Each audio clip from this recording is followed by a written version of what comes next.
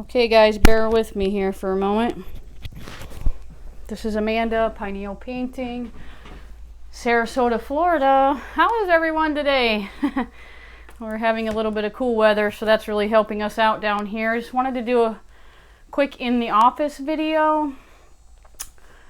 Any random thing could happen at any time right now, so just excuse any noise you may hear. There's a lot of generators running right now, a lot of trees being trimmed. We just went through a major hurricane, Hurricane Ian, and just wanted to do a little bit of an update. So there's so much going on that I would not even be able to touch on everything probably, and I just want to make this quick because there's so many things to do. We, in this neighborhood that I reside in at the moment, have been trapped in and have not been able to leave our neighborhood in 5 days now. They're saying that the road that has been flooded, one of them has receded somewhat, and there's a little bit of access over there at the moment, but it could reflood at any time, so it's just, you're taking a chance really traveling around. The bridge over here, the other kind of only really way out of this neighborhood, besides going towards the interstate, the bridge is washed out, and then they had the interstate shut all the way down because they have been doing water rescues for days now. They've been rescuing people out of their houses and out of their neighborhoods for 2-3 days now. Hundreds of people, thousands of people have been pulled out of their houses. So it's been really crazy. I did make it over to the Publix the other day, and I literally had to ride my bike there.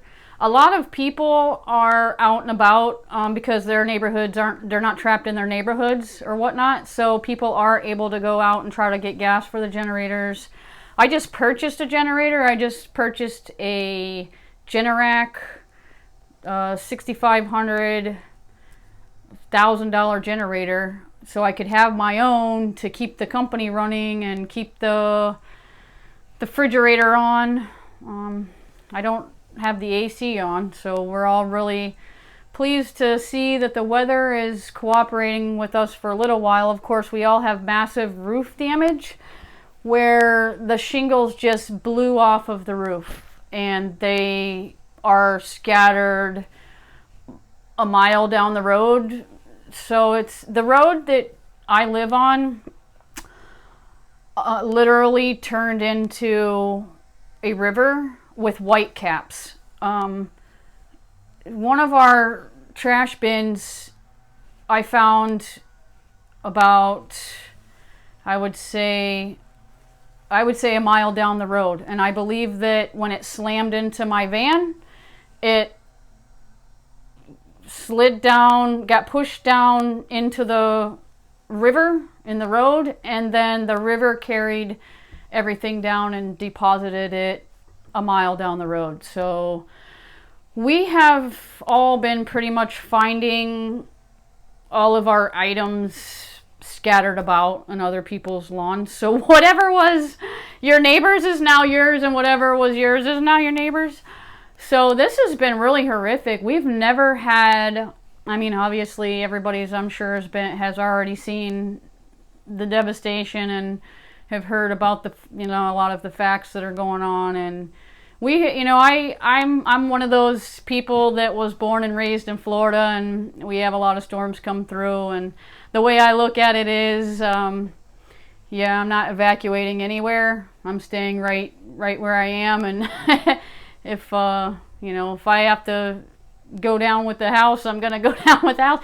The good thing is that the house that I'm residing in at the current moment, I kind of like rent with my best friend. It's my best friend's house, so I kind of like have my own half of the house, and it's really nice.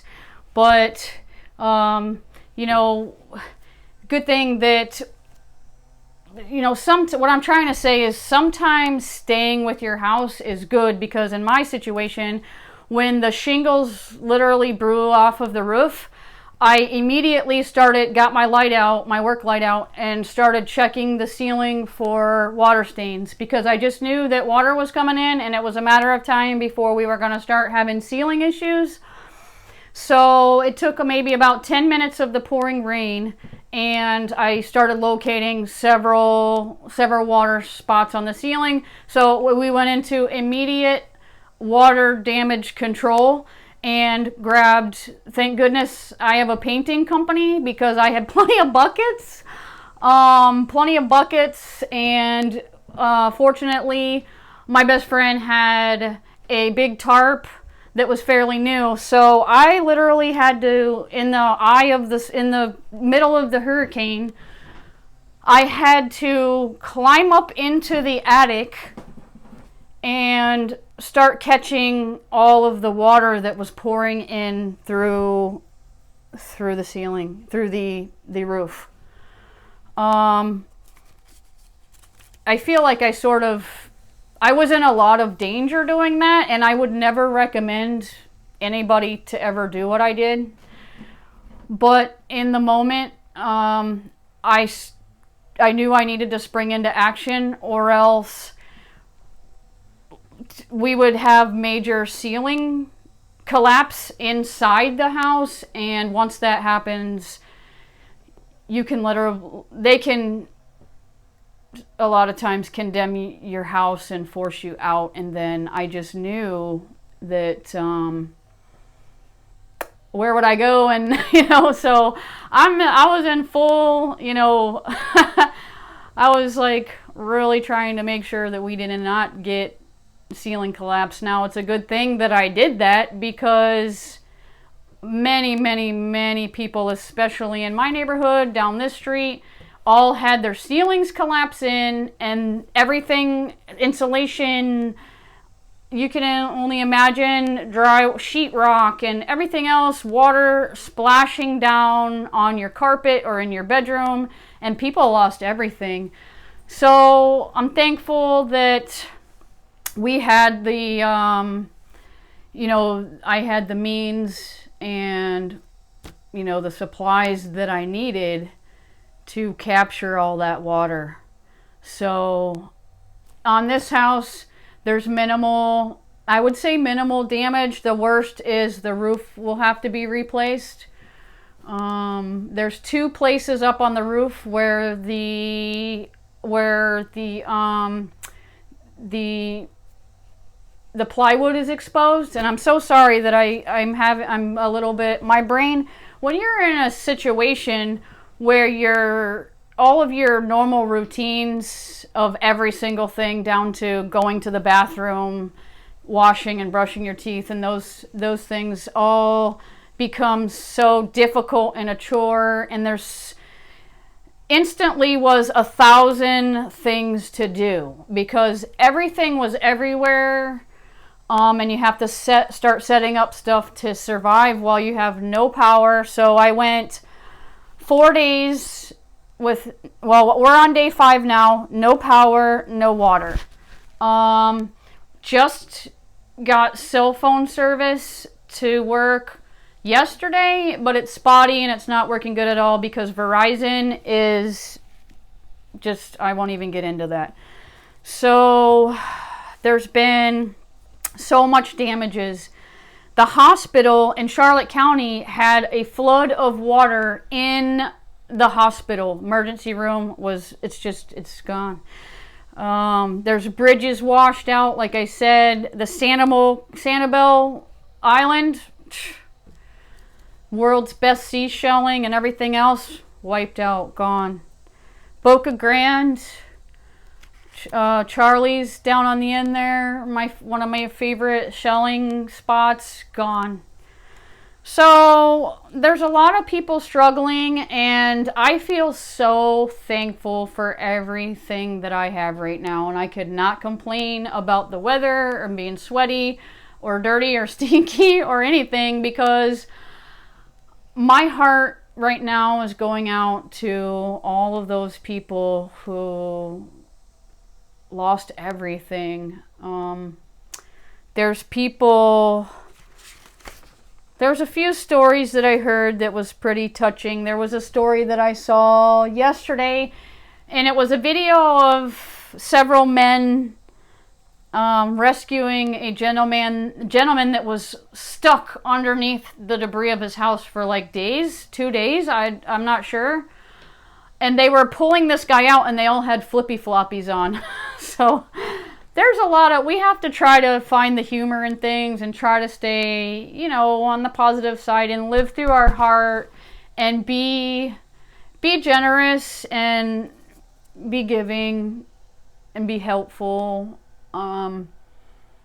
And it doesn't make me jealous one bit to hear, you know, that other people have their power on. I'm like, yes, that's awesome for you, right? So let's just try to be like that. And yeah, so business is still good. I literally, before this storm happened, am booking into January. Now at the moment, my schedule's upside down because now I'm a week out behind, you know, I'm pushed back.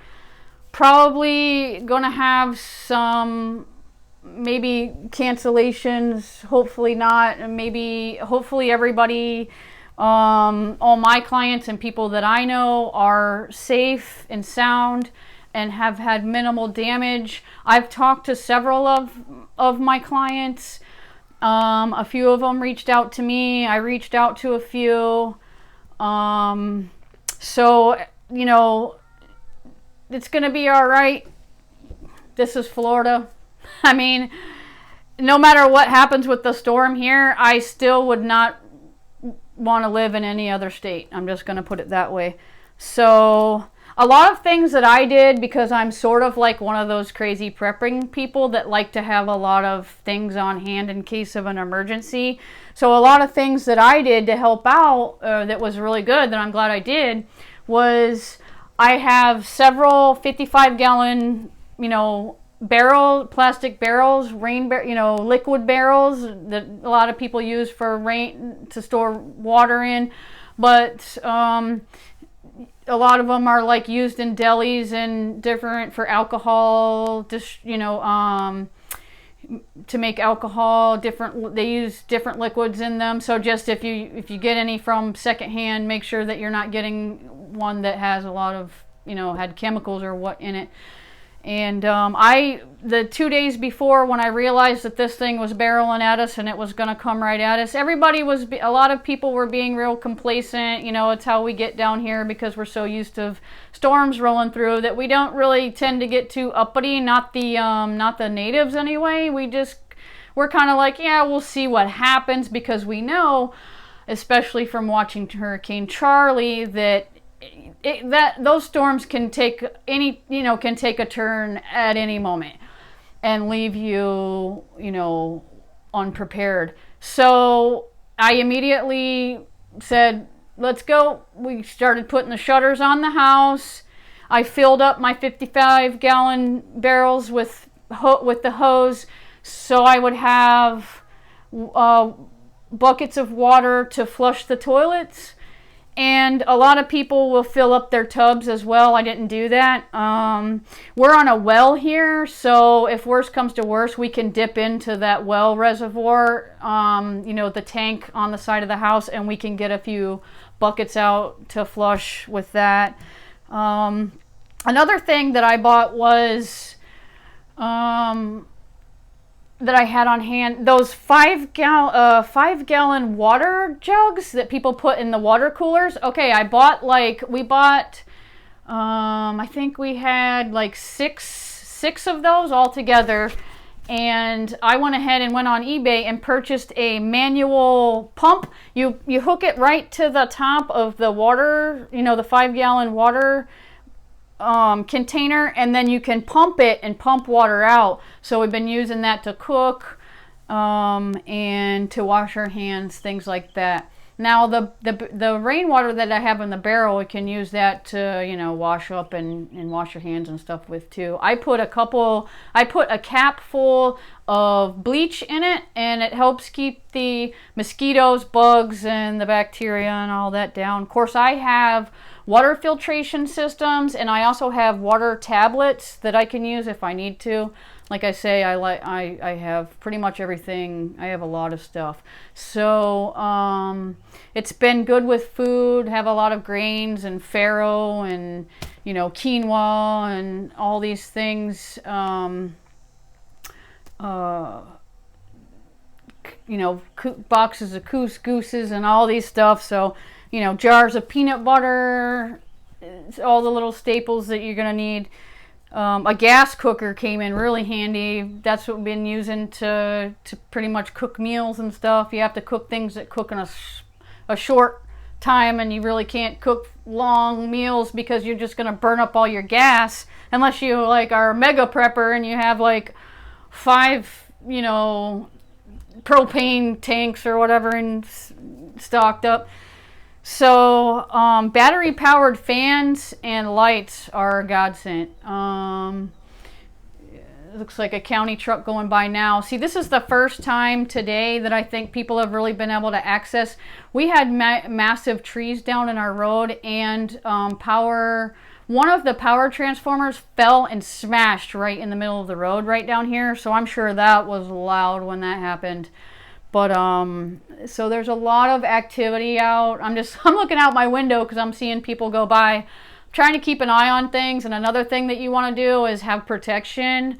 You know, you got to have protection. I'm already starting to see reports where people are trying to go in at nighttime to people's houses and loot and steal, and people are getting shot. And so they're telling us it's the what's today is, I think, the 2nd today, and that's another thing that's hard to keep track when you're in a disaster, is what day it is and what time it is. So I'm pretty sure today's this October 2nd, and they're telling us that we probably won't have power back on until October 9th. And so we're hoping that it happens before then. But hey, Governor DeSantis was in Northport yesterday, and he did a press conference, but they never aired it on our local news. So I'm not quite sure. I ended up going on the internet. I found that at like 4 a.m., 4 in the morning, you can get on the internet, and it's like lightning at speed. I think it's because there's not as many people trying to access it anyway. So DeSantis says this is the worst horrific flooding, catastrophic. We have plenty of fuel, plenty of everything. It's just a matter of the gas stations aren't open, a lot of them, because they don't have generators to get the pumps going. And there's gas lines stretching for like 4 hours, 6 hours. People are getting up at 3 o'clock in the morning to go wait in the gas line. And then some places I've seen where people are like, you know, not being kind, and there's incidents that are happening. So I'm pretty sure they're trying to get the police now. There hasn't really been a lot of police around, and it's a very dangerous time. It's a very dangerous situation to be in, and maybe a lot of people don't even realize the danger that they're really in. But I'm hyper aware. Even just riding my bike down the street, I'm like, is that tree gonna fall on me? Is that tree? Because anything could happen at any moment right now, and you just have to be really aware of your surroundings and prepared for just about anything to happen. So we're really good over here. The thing that I really hope is that we can get some access, you know, the road access to get in and out of here would be nice. But other than that, I really hope that everybody, you know, at least, I know a lot of people did lose their lives. And one of the stories that I was so heartbroken by this, the night of the storm was happening, and they were broadcasting, I think iHeartRadio or one of them, and they were taking a lot of calls from people local that are having issues, and all the emergency services were, you know, were down because they cannot send people out to come rescue you when there's 155-mile-an-hour winds outside. It's just too dangerous. But there was one gentleman that called into the radio station, and he was concerned because his oxygen never got delivered. He was scheduled an oxygen delivery the day before the storm, and they never delivered it. And then the storm hit, and he had he was taking in water into his house, was flooding. So it's just very heartbreaking, a lot of the stories and things that are happening to people. But I'm so thankful. My garage/shop is all intact. I didn't lose any tools. I was able to control the water intake in the house. So, you know, office is all intact. The house needs pressure washed really bad. My van got damaged. It smashed the driver door in right where, you know, it opens, and so it's all off kilter, and when you shut it, you have to like slam it, and it's like not lining up properly, so it's like, you know, trying to force it to get shut, and probably just have to eventually I'll find somebody that can maybe realign it at least. And it's full of scratches. My car, my personal vehicle, is scratched all up. When the shingles flew off of the house, some of them slammed so hard into my door window that it left little speckle, little, you know, divots all over the window. And when you feel it, you know it's embedded into the glass. It was insane. I've lived here pretty much all my life, and I actually got scared for about an hour. I started to load up some stuff because I honestly thought that we were going to have to swim out, and I was trying to figure, how am I going to get my cat? And like, I need to get and I had my personal papers and stuff. Like when it started to the roof damage happened, that's when I said, yeah, I better get all my important things that can't get wet and put it into my waterproof container. So I made sure and did that. And I honestly thought I was going to have to possibly climb up into the attic and cut a hole out to get up on the roof or something, because the water, the storm was so horrific, and it scared me. It scared me for about an hour. I was like, wow, okay, am I going to be one of these people that has to like get rescued out? Like that's how crazy it was. So it's just a little bit of a stressful situation. Some people had alligators swimming down the road, you know. Could you imagine looking out the window and there's like an alligator, you know, looking at you? Oh my gosh. So yeah, things are crazy. I have a cabinet job coming up as soon as I can get access to get out and get things going and have a little bit of normalcy here. I'm hoping that the power will come on in the next day or two, but if not, I always have my generator. How do you guys like my shirt? I made this tie-dye shirt. I do these really crazy tie-dyes, and this is one of them that I made, so yeah, it's pretty cool. It's something to do, be creative and everything, and I'd like to like do one with my like a company shirt and just make my own shirts. I thought that would be cool instead of like buying some from some other company. But anyway, yeah, just trying to keep it light. And we're going on a gas run, so Stacy ran out. She's trying to find gas right now. I checked it on the gas buddy down by the interstate. There's 2 gas stations there. Both of them have gas. There's a long line, but at least you know they have gas. So I told her just go ahead and wait it out. She took some food and water with her just in case, but I don't think it's going to be that long. So I'm going to get my generator going, my brand new Generac generator, $1,000 generator. But you know what? I think it's worth it to have it, and it doesn't really hurt having it for the company anyway. It's like a massive beast, and the only thing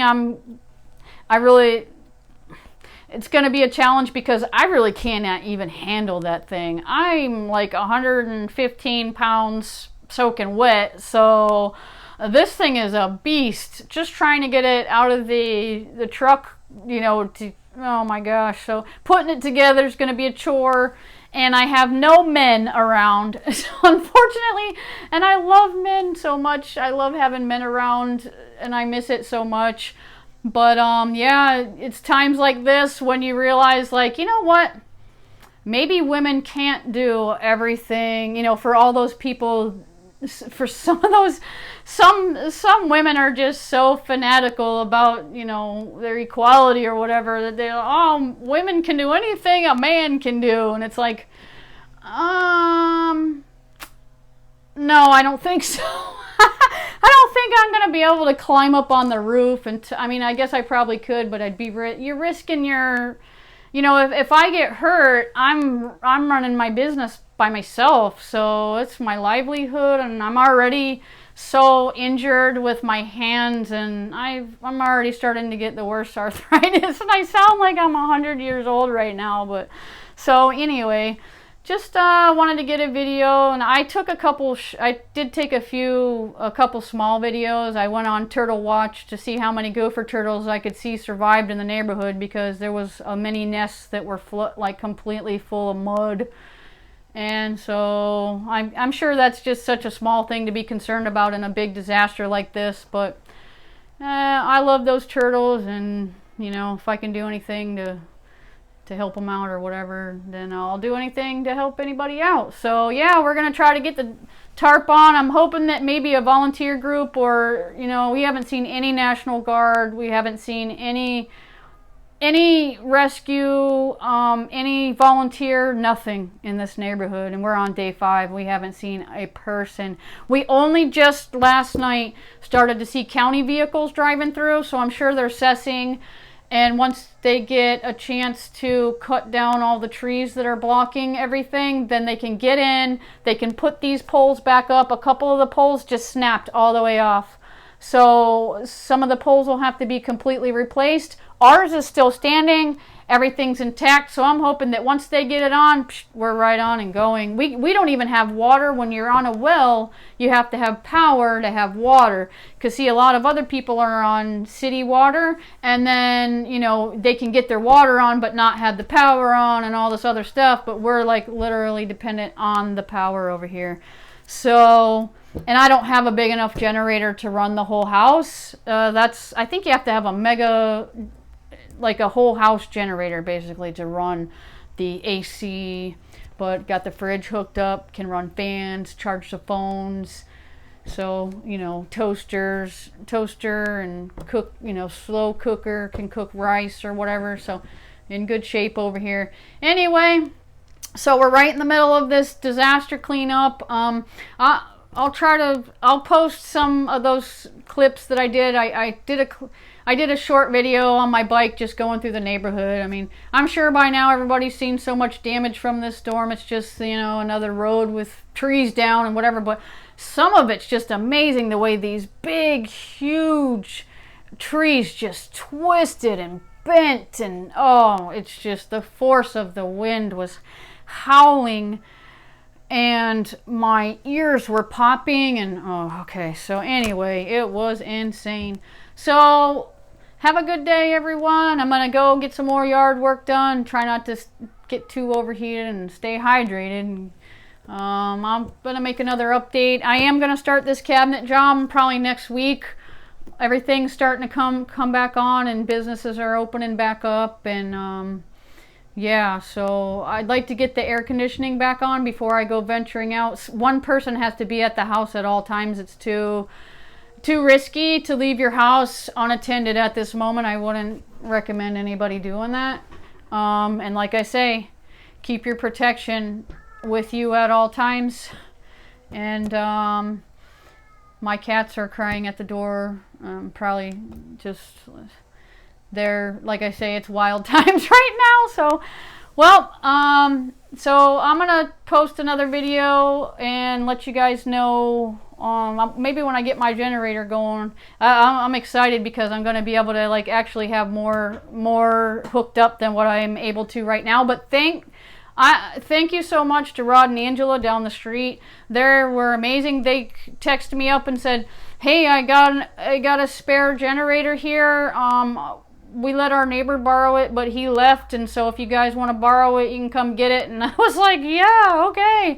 So now our daily mission turned from getting ice to getting fuel. So that's that's like your everyday mission, is to get gas, you know, get fuel, get, you know, ice, you know, the necessities right now. So it really shows you, it's like, you know, all these, I don't see anybody walking around with a coat, you know, worried about, oh, you know, the pandemic or whatever right now. So it really puts it in perspective when there's an actual real emergency going on. And because I swear, all I've heard all night long, all day long, is emergency vehicles, helicopters flying over, meta flights, and all this stuff. Now that's a real emergency, you know. So it kind of puts things a little bit more in perspective for some people, I hope. And we can kind of worry more about things that are really actually affecting us rather than things that aren't. So with that said, I'm going to let you guys go, and I hope everybody's good, and I'm going to go ahead and get out of here. I got so much to do, and try and keep my microphone on. Yeah, so see you guys. Have a good one, and let you know we're fine over here. Pineal Painting's still going.